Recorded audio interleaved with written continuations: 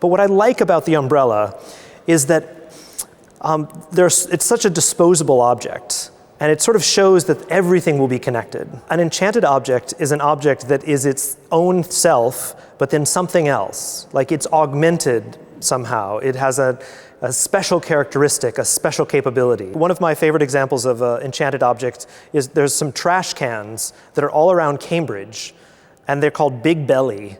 And they have a little wireless chip inside and a piece of solar panel on the top. So when you put the trash in, it compresses.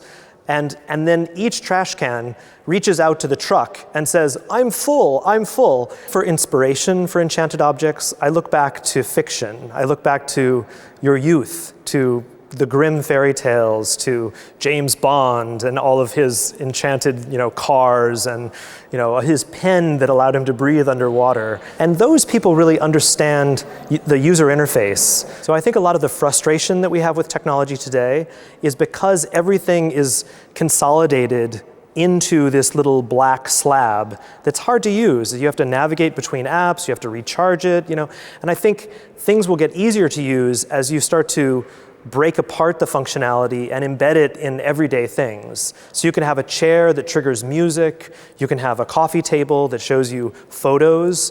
I would like to teach people about this new emerging way of interacting with technology that I think is a big watershed moment right now.